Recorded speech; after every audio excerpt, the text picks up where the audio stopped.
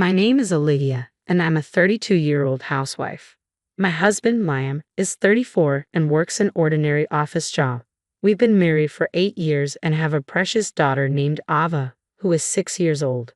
Ava is incredibly adorable, and both Liam and I are completely smitten with her. I have an older sister, Emma, who is 3 years older than me. She recently turned 35 and went through a divorce due to a personality clash, becoming a single mother to her 4-year-old son Noah. One day, we planned to go to the zoo with Emma and Noah. Unfortunately, I caught a cold at the wrong time. When I tried to cancel the outing, Liam kindly offered to take the day off from work, not wanting to disappoint the kids, even though it meant he and Emma would be alone together with the children. I didn't think anything of it. However, one day when I was walking through the shopping district after running errands, I happened to see Liam and Emma sitting together in a cafe. I wondered why they were together, but as it was almost time for Ava to come home from her after-school program, I headed home, still feeling uneasy. That night, when Liam came home, I asked him about it. He explained that it had started raining and they happened to meet, so they went to the cafe to wait for the rain to stop. He seemed calm and nonchalant, so I trusted him at the time. But after that day, Liam started coming home late more frequently. He also began asking for more money, claiming he was short on cash. On his days off, he went out more often, and whenever Emma visited our house, their interaction seemed more familiar than before. Suspicion began to creep into my mind, even though our relationship with Ava remained as strong as ever. Then an incident occurred that made me realize something was amiss. Emma came over as usual and asked if I could take care of Noah for about a week. A friend had invited her on a trip to Hawaii, and it was difficult to bring Noah along. Emma pleaded, saying she needed a break after being so busy. I understood how hard it was for her since the divorce, and though reluctant, I agreed to help. As Emma's trip approached, Liam told me he would be away for a while on a business trip, visiting multiple areas over several days. I thought it was a tough coincidence, but I was shocked when I learned his departure date. It was the same day as Emma's trip to Hawaii. Was this really a coincidence? Liam's increasing phone use and secretive behavior made me more suspicious. When Emma visited, their interaction seemed unusually close. On the day of Emma's departure, she arrived early in the morning with Noah. The moment I held Noah's hand and immediately noticed something was off. His hand was unusually hot and his body felt feverish when I lifted him. I didn't need a thermometer to know he had a high fever. Emma, doesn't Noah have a fever? I asked. Yes, he's been running a fever since yesterday. It hasn't gone down yet, she admitted. What? We have to take him to the hospital right away. Surely your son's health should be more important than a trip, I insisted. But then Emma said something outrageous. So I'm counting on you. What? You're leaving your child here while he has a fever? I was incredulous. I have no choice, do I? I made the promise a long time ago. It's ridiculous to pay a cancellation fee, she replied. That's not the point, is it? Isn't Noah the most important here? I argued. Of course he's important, but I'm not worried because you're here, Olivia. Take good care of him for me, Emma said. Wait, Emma. Despite my attempts to stop her, Emma left. I couldn't believe it. Noah was suffering from a high fever, and she left him in my care. Noah seemed to be really struggling, probably because of the strain of moving while having a high fever. I quickly laid him down on the bed and placed a cold, wet towel on his forehead. While I was preparing an ice pillow in the freezer, Liam woke up. Liam, it seems Noah has a fever, I said. Really? Is that so? He replied sleepily. Emma is terrible. She's going on a trip, leaving Noah in this state, I fumed. Well, she had planned it long ago, right? She probably can't cancel at this point, he reasoned.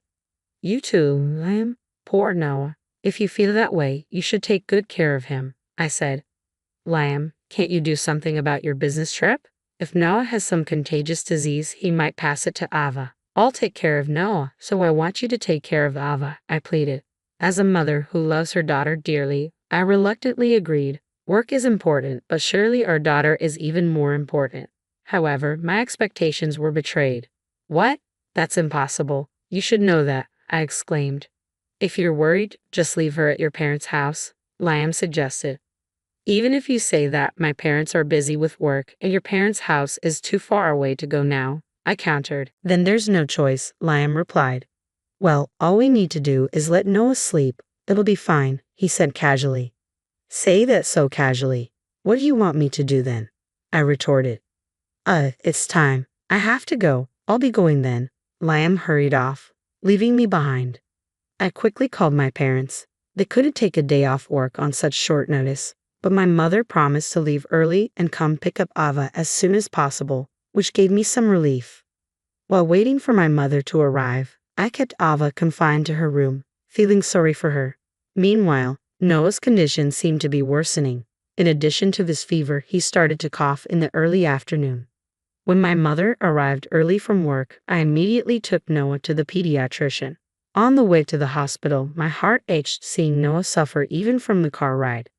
The doctor diagnosed it as a common cold and prescribed an antipyretic, advising me to monitor his condition closely. However, I was warned to call an ambulance without hesitation if his fever rose further or if he became dangerously delirious. I'm sorry, Mom, I whispered to myself, overwhelmed with concern for Noah's well-being. I suddenly had to ask you to take care of Ava. Don't worry about it. More importantly, I'm worried about Noah. My mother assured me over the phone. Noah was as dear to my parents as Ava. After finishing the call with my mother, I felt an urge to call my husband's company. I needed to know the location of his supposed business trip in case of emergencies. The response confirmed my worst fears. He was on paid leave. Looking up at the sky, a bad premonition began to feel real. I opened my husband's laptop, which I had never seen before, and examined his search history. The destination was Hawaii, and all arrangements, plane tickets and hotel reservations, had been made by him. I recognized the name of the hotel. It was where my sister had mentioned staying. My sister and husband in Hawaii at the same hotel at the same time. Such a coincidence was implausible, not even 1 in 10,000. The fact that my husband, who claimed to be on a business trip, was on paid leave in Hawaii was abnormal. Out of curiosity, I checked my sister's social media. There were no new posts, but her recent ones showed her often with someone. The clothing visible in the photos looked all too familiar. What turned my suspicion into certainty was a picture where the person with her wore a watch that I had given my husband, not expensive, but distinct in design. This person, clearly not my husband, appeared in multiple photos with her, wearing the same clothes and watch. The possibility of coincidence was virtually zero. Then I found the conclusive photo in an album labeled Window Shopping. My sister was reflected in a shop window, and at the edge of the photo, unmistakably, was my husband. My sister, elated, had likely posted the photo without realizing he was in the reflection. With trembling hands, I saved all the photos. There was no doubt now. My sister and husband were having an affair. They were together right now, and it felt like everything fell into place.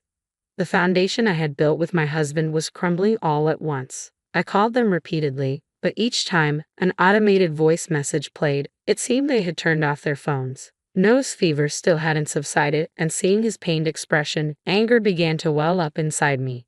Despite a young child suffering so much, despite my own tough situation, at this very moment, my sister and husband were likely laughing and enjoying their trip to Hawaii. Could there be a more cruel story than this? Shaking with anger, I tried to think about what to do next. But that would have to wait. First and foremost, I needed to wait for Noah to recover. Yet there was no sign of his fever decreasing. If anything, it seemed to be getting worse. I was shocked when I took his temperature minus 107 degrees. Children are susceptible to high fevers. Ava had once had a fever of 104 degrees, but never this high. Why wasn't the fever reducer working? Noah was completely exhausted, and any movement seemed to cause him pain. Desperate to suppress the panic threatening to overwhelm me, I was just considering calling an ambulance when my smartphone buzzed.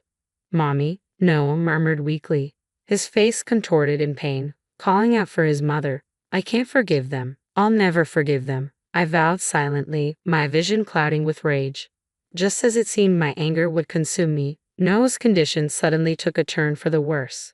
A week had passed since then, and despite my sorrow, today was a clear day. I found myself staring blankly at the wide blue sky, tears streaming down my face. I had lost count of how many times I had cried, yet my tears showed no signs of drying up.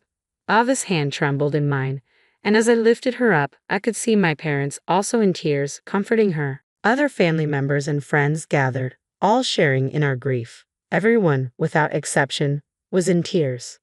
Suddenly, my smartphone vibrated. I set Ava down and glanced at the display. It was my sister's name. Hello, I answered hesitantly. Oh, Olivia, it's been a while. I just got back from Hawaii. I'm at the airport now, and I'm going to pick up Noah next. Thanks for looking after him. My sister's voice came through the line as if from another world. I uttered a phrase as if whispering, "Our dear has gone to heaven." A single tear, which I thought I had under control, spilled over.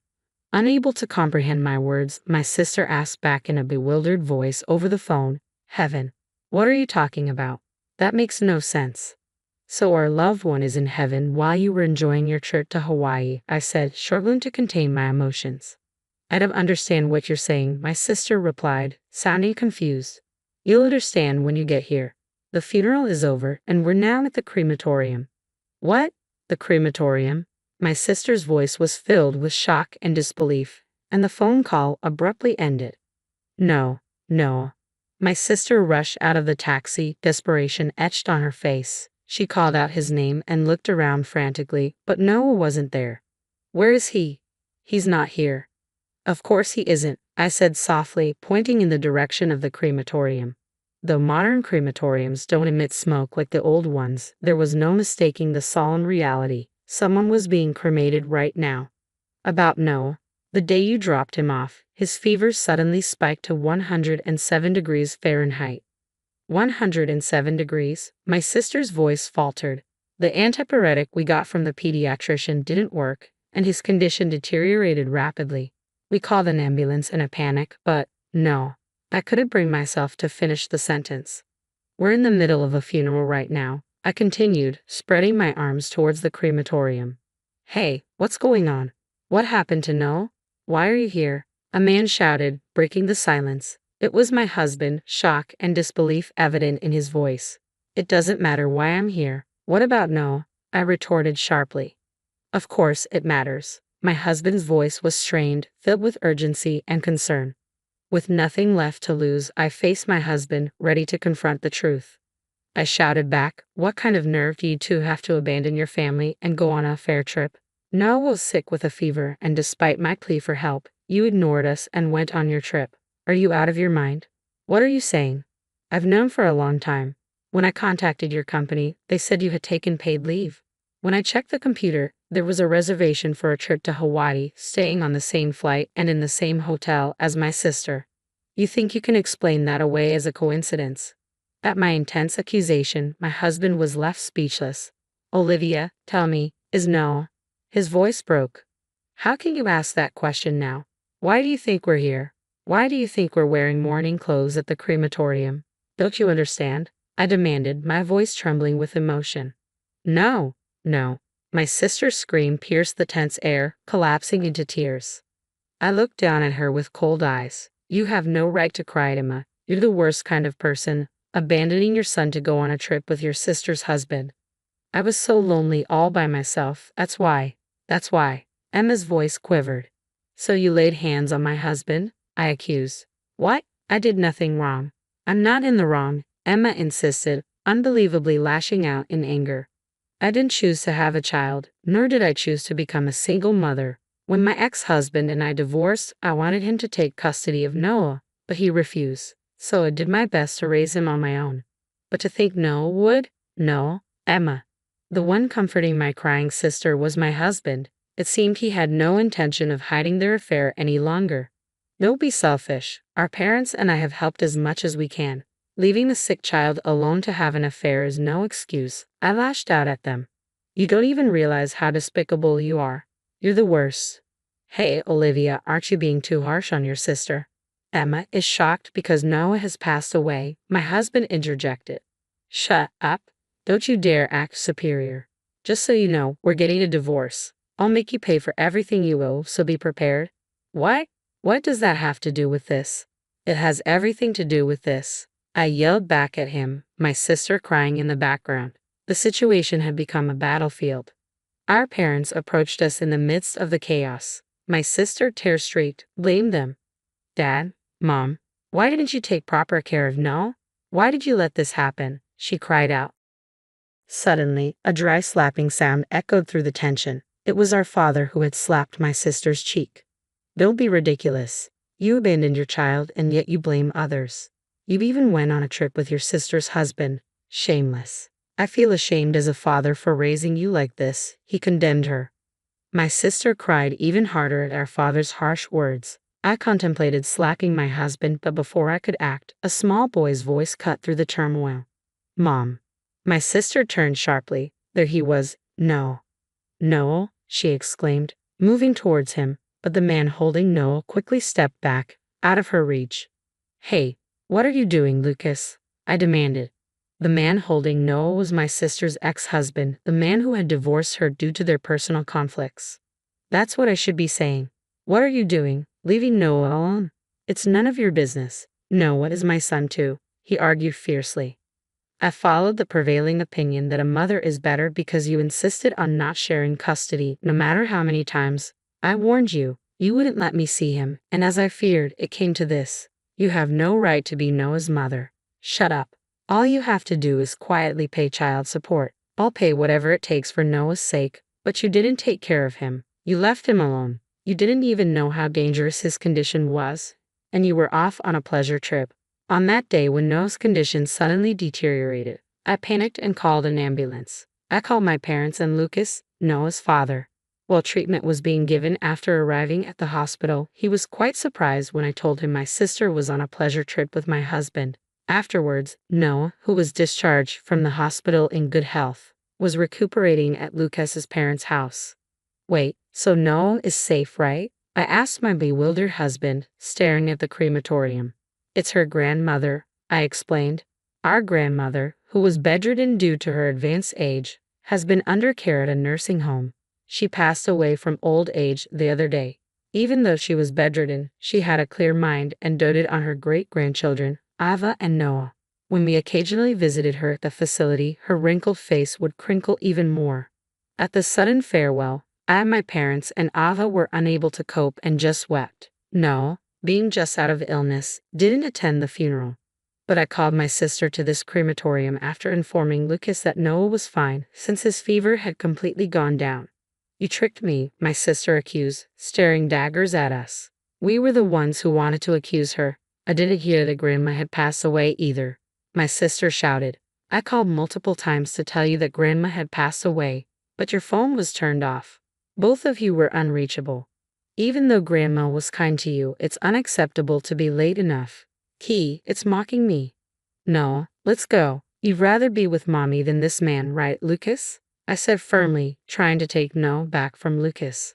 It was Father scolding my sister who was confronting Lucas. Are you still thinking that you can keep No with you even after all this? Listen, what you did was on the verge of breaking the law. It's called parental neglect. You failed as a mother. Don't think that you can ever be by Noah's side again. Noah will be raised by Lucas. Dad, no way. We have even hired a lawyer and decided to fully cooperate with Lucas.